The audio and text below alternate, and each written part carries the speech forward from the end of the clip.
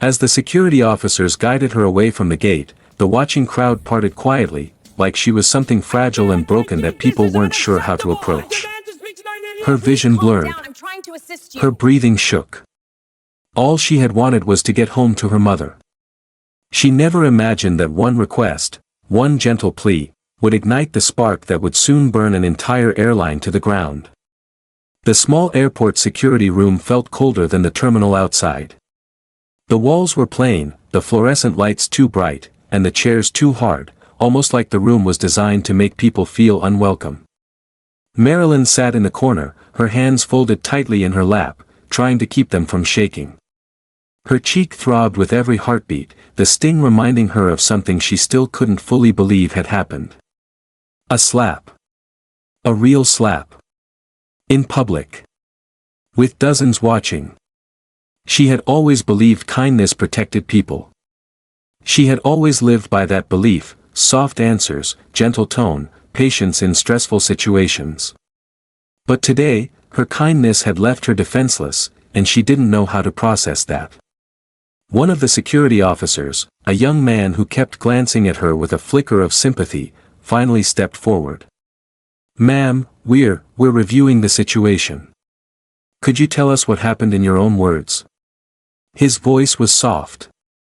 Careful. As if he was speaking to someone sitting at the edge of a cliff. Marilyn nodded slowly. I just asked to board early. My mother is in the hospital. I wasn't trying to break rules. I wasn't doing anything wrong. The officer scribbled something in a notebook. Did you make any physical contact with the gate agent? She shook her head immediately. No. I barely stepped forward. I never touched him. I would never. Her voice cracked.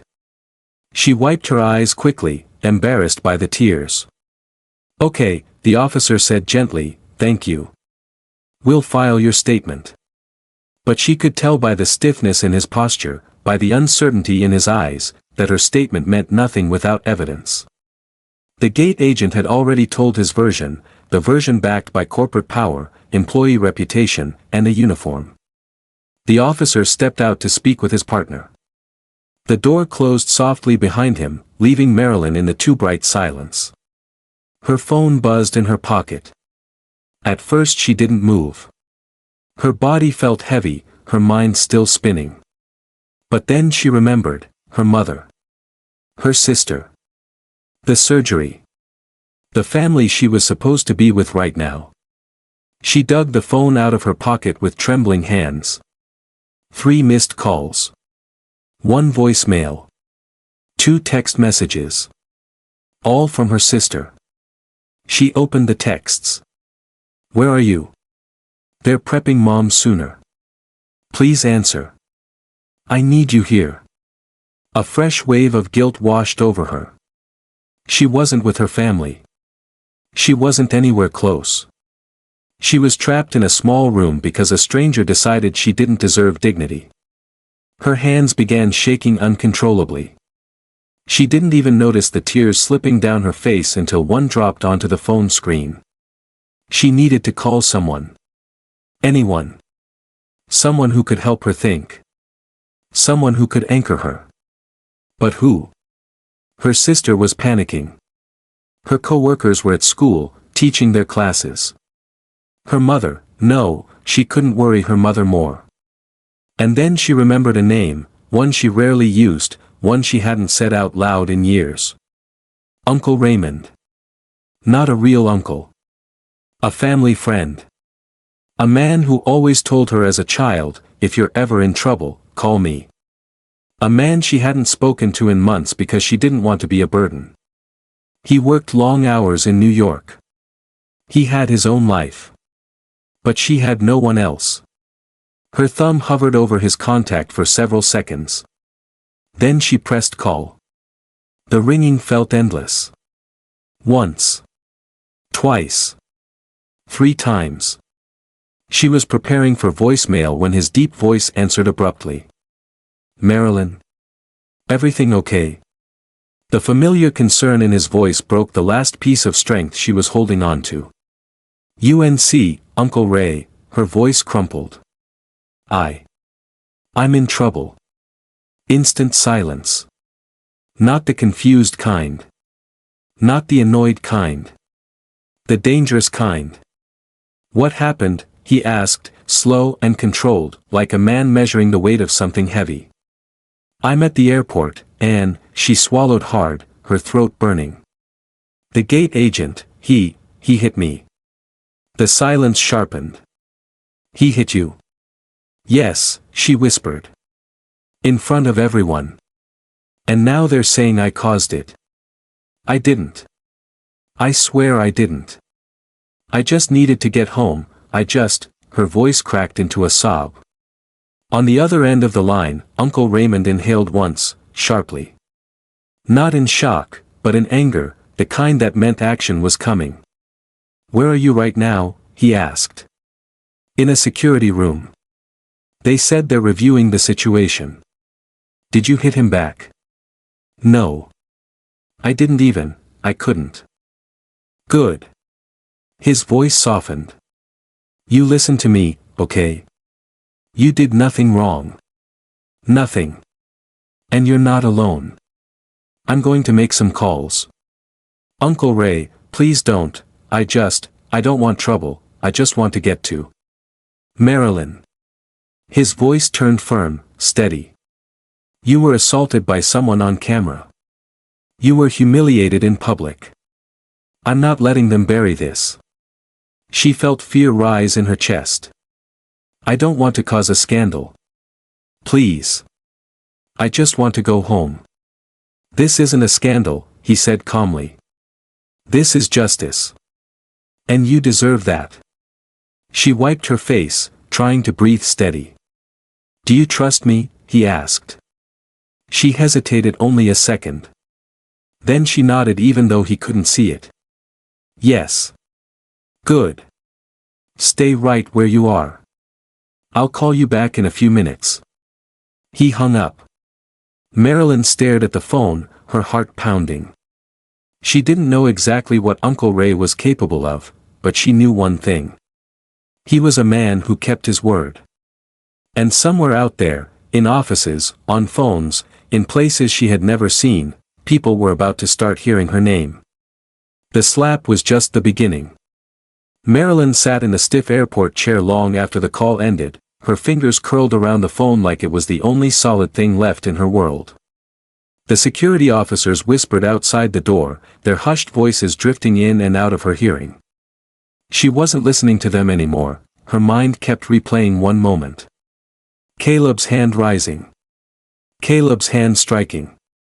The sound of it echoing. Every time the memory surfaced, her cheek throbbed again.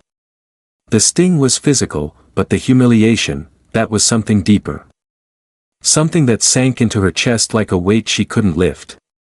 She closed her eyes and inhaled shakily. She was a caretaker. A helper.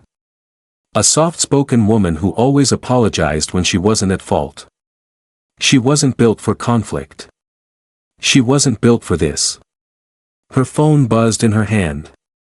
Unknown number. Her heart jumped.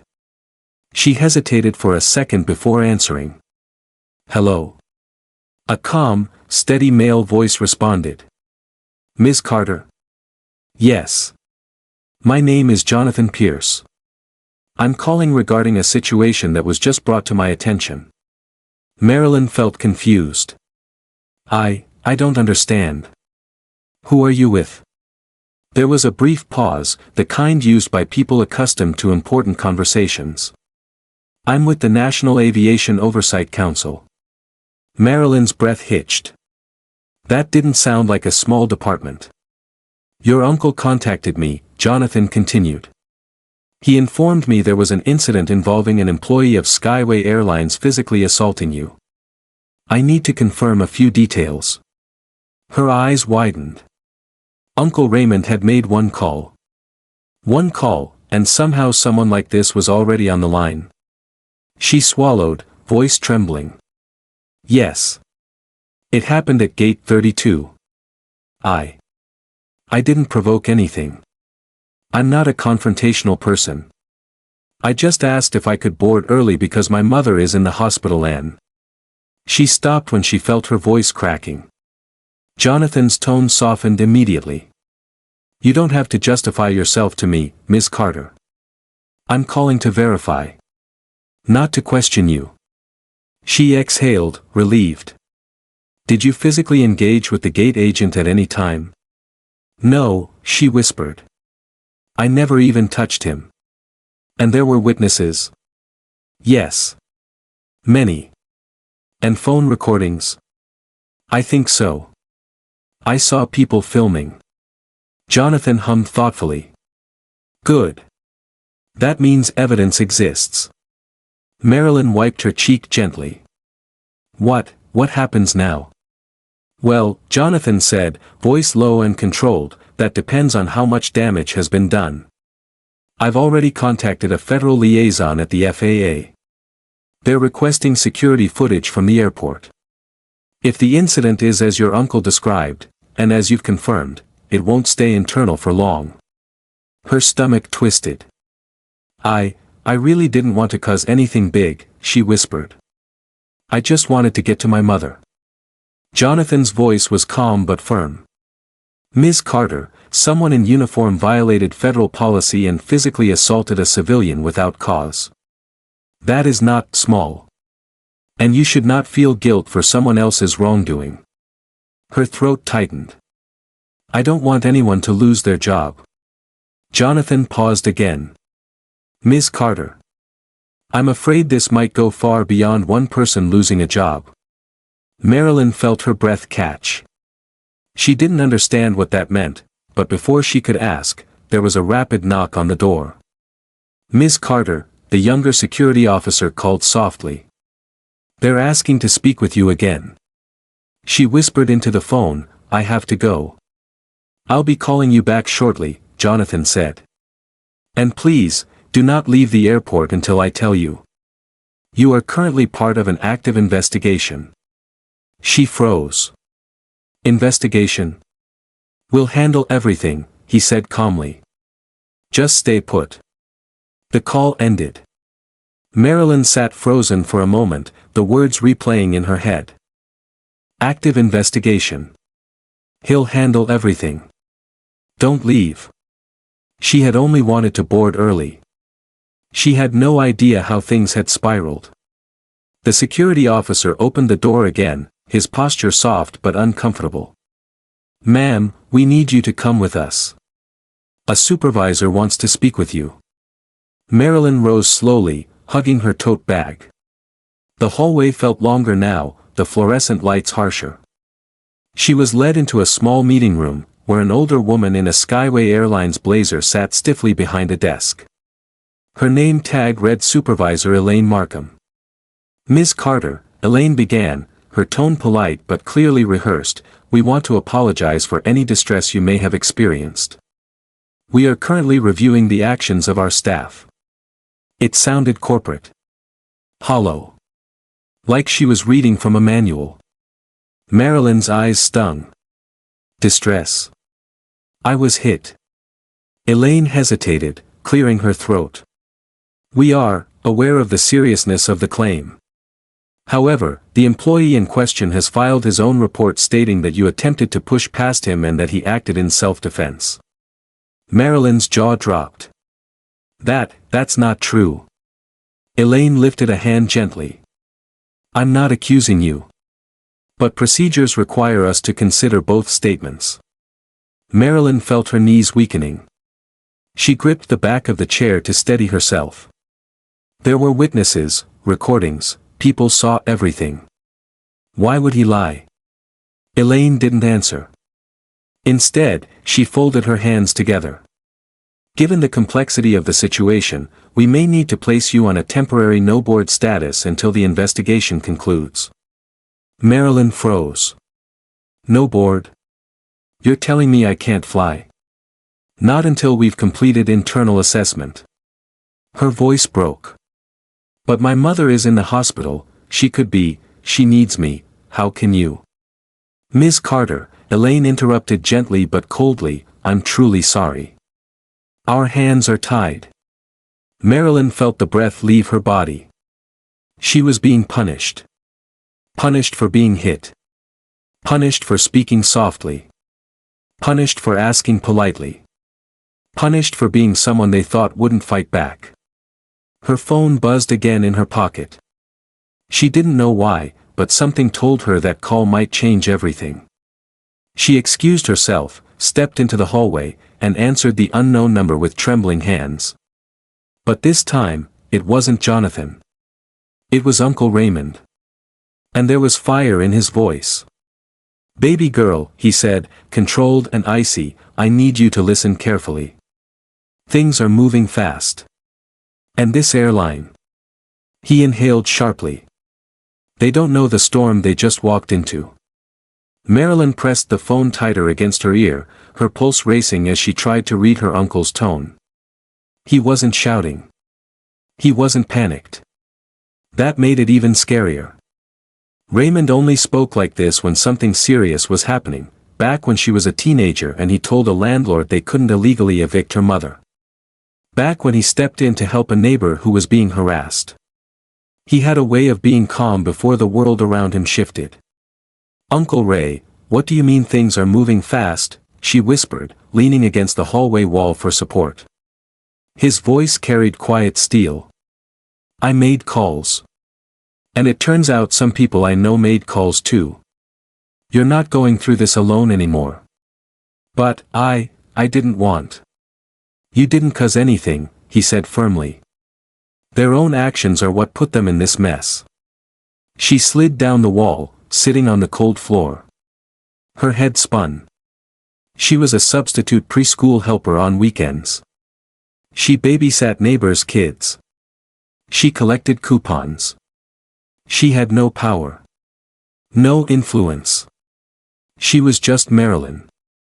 "Uncle Ray, who exactly did you call?" There was a pause. A subtle one. "The people who handle complaints bigger than customer service desks," he said simply. "People who monitor airlines the same way police monitor crime." Her heart skipped a beat. "You mean, government people?" "I mean federal." He didn't elaborate. He didn't need to. Marilyn's breath hitched. "Oh no. I didn't want." "You didn't want anyone to help you?" he asked softly. "Marilyn, when are you going to stop carrying the world by yourself?" Tears filled her eyes again, different tears. Not shame. Not fear. Something else. "I'm sorry," she whispered. "I didn't want to bother." "Marilyn Carter," he interrupted gently, "you could never bother me." She covered her face with her hand as more tears spilled out. She had spent so many years dealing with life quietly because it was easier than asking for help. She never wanted to be a burden. "Listen," he continued. "Right now, I need you to stay where you are. Don't argue. Don't let them pressure you. You're going to be contacted by more people soon. They'll be coming for statements.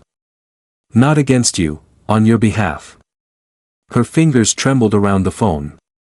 "Statement? But I'm not good at speaking up. What if I say something wrong?" "You won't. You tell the truth.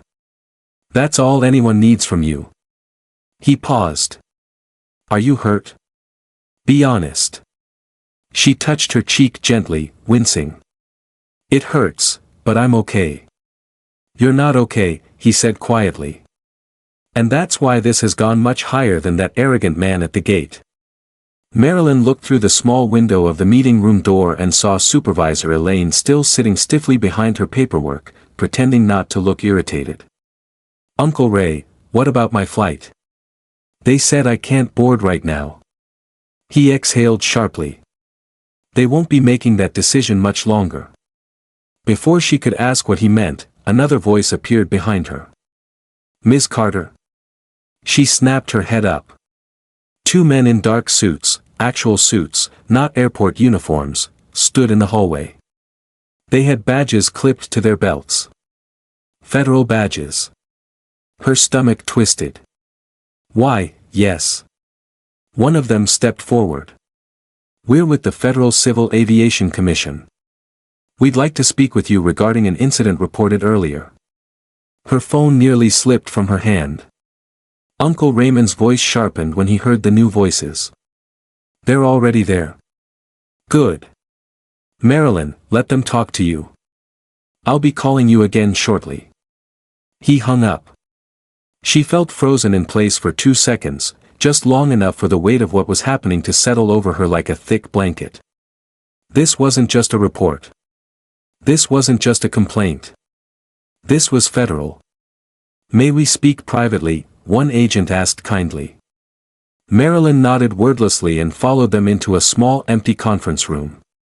Unlike the airport's rooms, this one felt different, formal, quiet, intimidating. They sat across from her, but their eyes weren't cold. They weren't treating her like she was the problem. Ms. Carter, the older agent began, we've received an urgent request to review the situation that occurred outside Gate 32. We want you to know this is now being treated as a formal investigation. Marilyn's voice cracked. Am I in trouble? No, he replied firmly. You are a victim of possible misconduct and assault. And we are here to gather facts. Her shoulders eased by a fraction. I understand. We'd like you to describe the event from the moment you approached the gate agent. She took a deep breath. Her hands shook. Every time she replayed the moment, her cheek burned again, but she forced herself to speak. I asked politely if I could board early. I told him my mother was in the hospital, and he got angry. He raised his voice, said things that hurt, she swallowed. And then he hit me. Their pens paused mid-sentence. He struck you, the younger agent clarified. Yes. Hard. She touched her cheek instinctively. I didn't do anything aggressive. I didn't raise my voice. I didn't touch him. The older agent exchanged a knowing look with his partner. We've already seen some footage. Marilyn's eyes widened. You have? There were multiple recordings from different angles, he confirmed. What we've reviewed so far clearly contradicts his version of events. A soft exhale left her lips, relief mixed with disbelief. Ms. Carter, the younger agent continued gently, someone very influential requested immediate federal review. It is no longer just a workplace issue. It's a civil rights matter now. Her heart pounded violently in her chest. Who requested that? Your uncle made initial contact, he said carefully, but he was not the only one. The situation escalated rapidly due to certain connections. Marilyn stared blankly. Connections? The older agent smiled faintly. Let's just say you're fortunate to have people who care strongly about your safety. She felt her eyes sting again. The younger agent closed his notebook. We will likely need to speak with you again soon. In the meantime, you are not to be restricted from boarding any flight. If the airline tries to stop you, inform us immediately. Marilyn swallowed nervously. They tried to put me on a no-board list. Both agents stiffened immediately. They what? That is not permissible. Who authorized that? Her throat tightened. A supervisor named Elaine. The older agent stood. We'll be addressing that immediately. They thanked her quietly and stepped out. Marilyn remained seated for several moments, her breathing uneven. Her world had flipped upside down in one morning. She had walked into the airport as a quiet, soft woman trying not to get in anyone's way.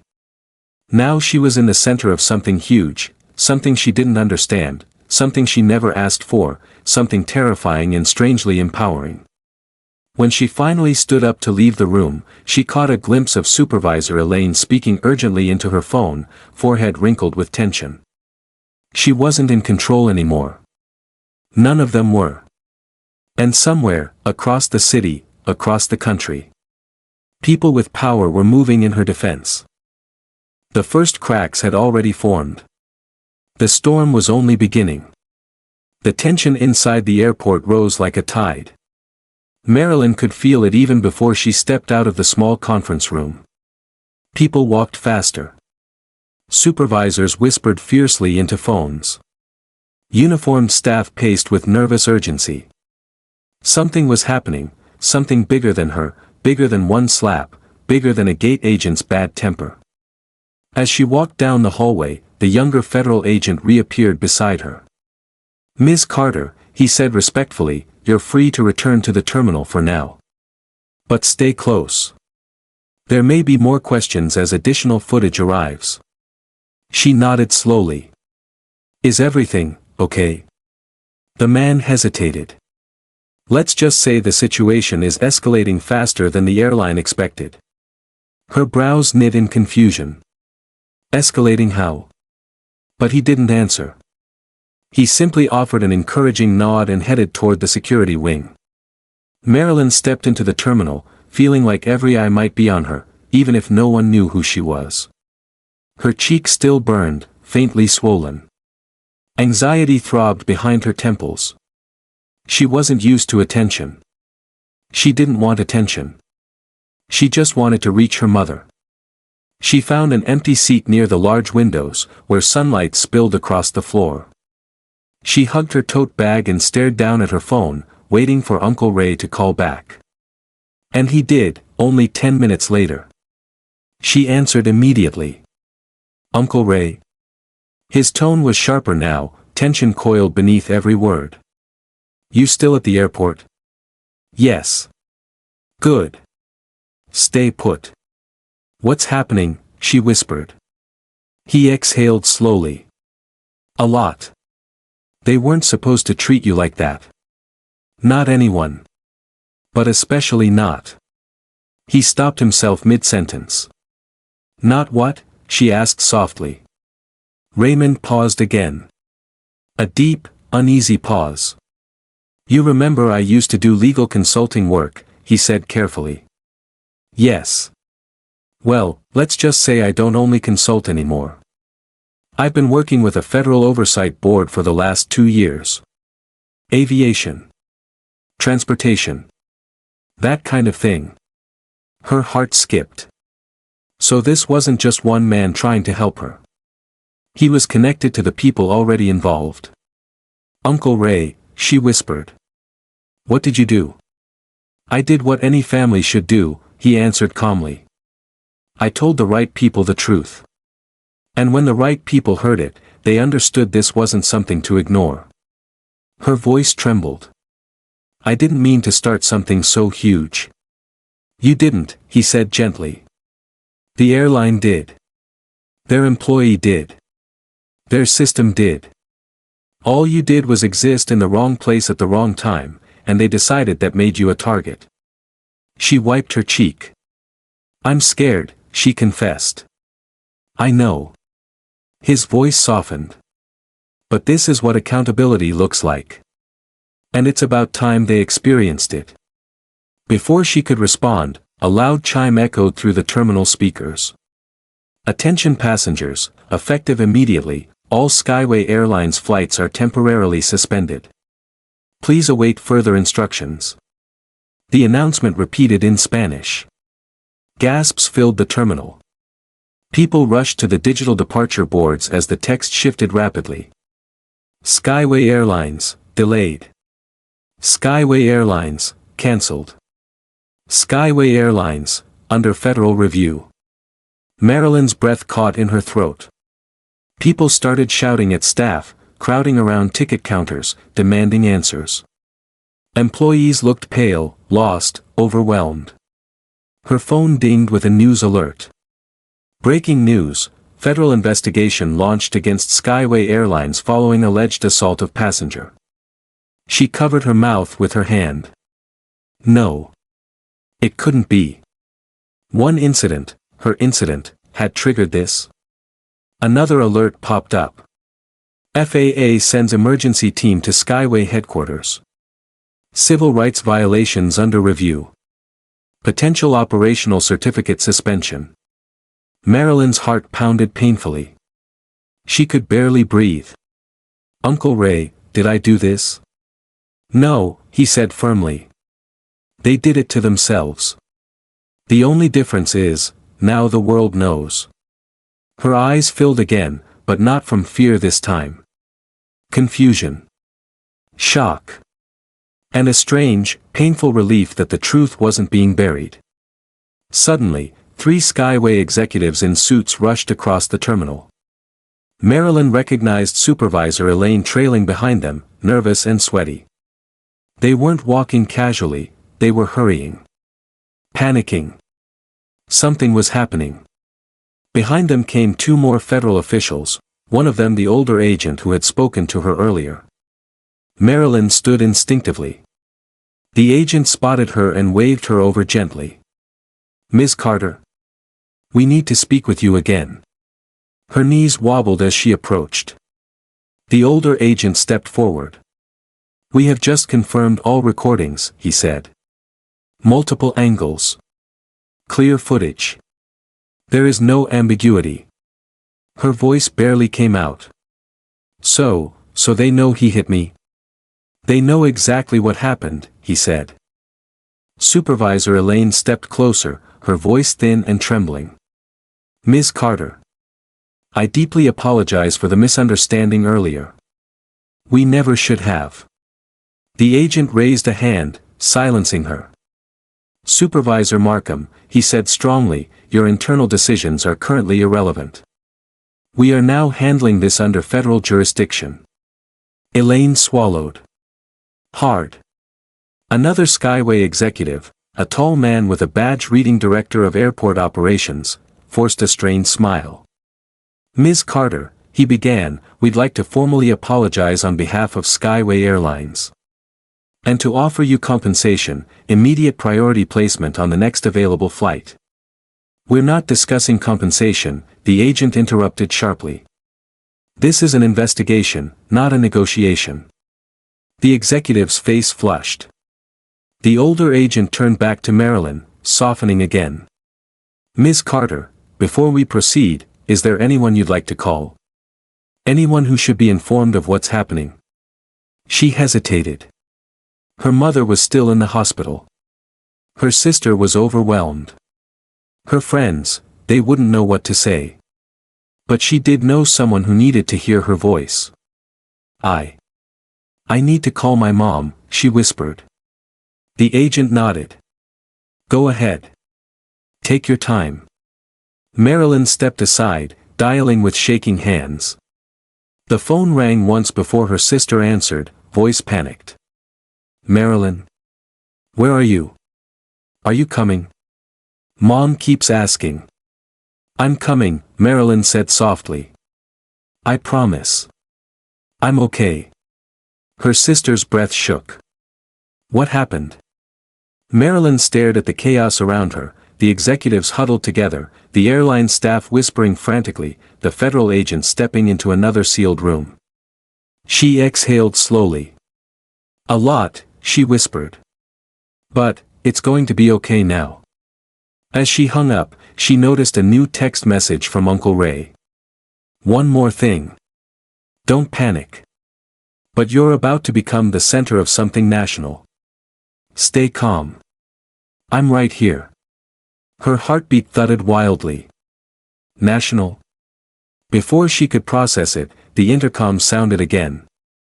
"All Skyway employees report to emergency protocol positions." And that's when she realized. This wasn't just turbulence. This was a collapse.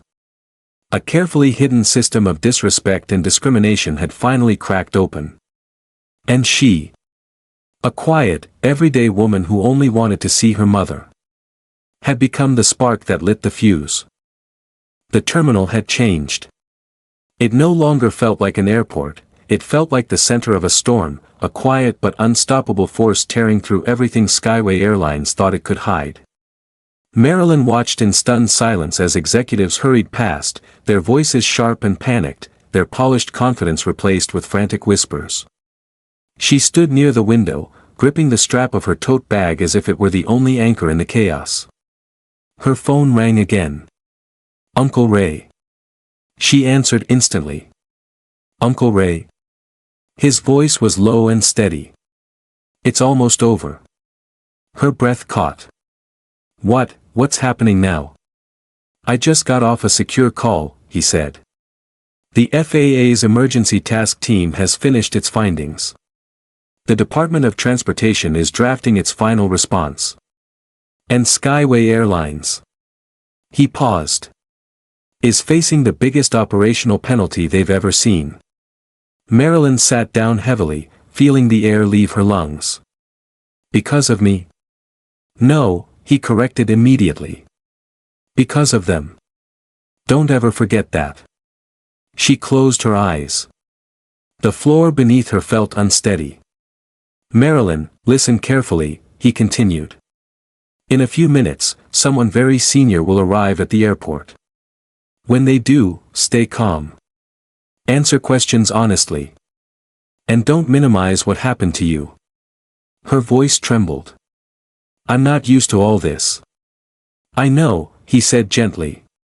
That's why I'm here. Even from miles away, I'm here. She pressed the phone to her chest after the call ended, trying to gather herself. Her emotions tangled, fear, exhaustion, disbelief, and something else she didn't dare name, validation. For once, someone was standing up for her. For once, her voice mattered. She didn't notice the shift in the terminal at first, not until she saw the airline employees suddenly straightening their posture, whispering urgently, stepping aside as if royalty were passing through. Then she saw him. A tall man in a dark suit moved through the crowd with sharp confidence, flanked by two federal officers. His presence commanded attention effortlessly. Passengers stepped aside. Employees froze. Even executives backed away. He wasn't loud. He didn't bark orders. He didn't have to. Authority followed him like a shadow. He approached the cluster of Skyway executives, where Director of Airport Operations, Supervisor Elaine, and a few shaken managers were huddled together. Which one of you is the acting operations director? He asked. The director cleared his throat nervously. I am. The man's eyes were piercing, calm but merciless. Good. Then you can answer why an employee under your supervision violated federal passenger safety laws, civil rights protocol, and physical assault regulations. The director's face drained of color. Sir, we're still trying to gather information. Information, the man repeated softly, is what we already have. What you're gathering is excuses. Marilyn swallowed hard. This man. This was someone powerful. He turned his gaze slowly toward her.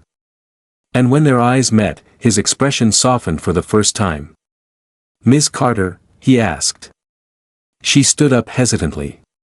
Yes. I'm Deputy Administrator Leon Moore, he said.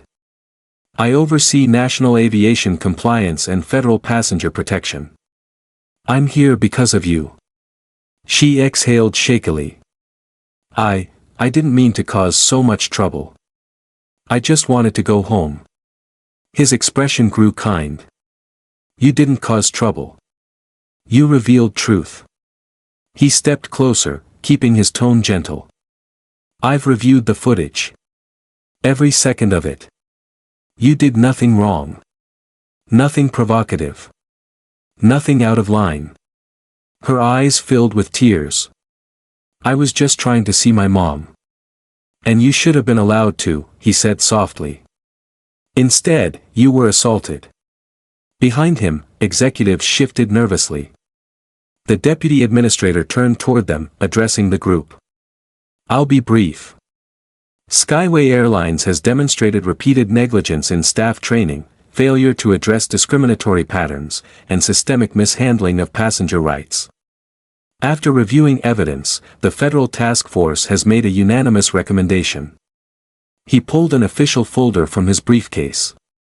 Effective immediately, Skyway Airlines' operating license is revoked. Gasps erupted in the terminal. Supervisor Elaine slumped into a chair. The director staggered back a step. Passengers began whispering violently. The deputy administrator continued. All flights are grounded. All operations are suspended. The airline is prohibited from conducting business until further notice, and likely permanently. Silence fell. Even the airport bustle seemed to pause. Marilyn stared, unable to comprehend the magnitude of what had just happened. A corporation worth billions, gone. Because of a culture that enabled cruelty. Because a single gate agent thought he could hurt someone without consequences. Deputy Administrator Moore turned back to her. "I know you didn't want a scene," he said softly. "But sometimes justice is loud, even when the person who deserves it is gentle." Her lips trembled. What will happen to the man who hit me?" "Federal charges." His voice turned colder. "He assaulted a passenger in a controlled security zone. He filed a false report. And he lied to federal agents." Her eyes widened. "He'll likely lose his job, face criminal penalties, and be barred from any aviation work permanently." She lowered her head, overwhelmed. "I didn't want anyone to lose everything." He placed a respectful hand over his heart. "You didn't take anything from them. Their choices did." A tear slipped down her cheek. "Ms. Carter," the deputy administrator added gently, "you are free to leave now. You will be escorted to any flight you choose, on any airline. No charges against you. No restrictions. You deserve respect and safety." Marilyn nodded slowly. And then, a soft sound came from her phone. A new text message from Uncle Ray. "It's done. You can go see your mother now. I'm proud of you." Her throat tightened. The deputy administrator gestured to a female officer nearby. "Please assist Ms. Carter with rebooking. Priority boarding. No questions asked." The officer nodded and guided Marilyn gently toward a different airline. Passengers moved aside quietly, some looking at her with awe, others with sympathy. She walked slowly, still absorbing everything. She wasn't invisible anymore. She wasn't powerless. She wasn't the quiet woman people assumed they could ignore. She was someone whose truth had shaken an empire. By the time she reached her new gate, the announcements behind her repeated the same message. Skyway Airlines has ceased operations. She closed her eyes, exhaled, and whispered to herself. It's over. And for the first time since the slap echoed across the terminal, she finally believed it.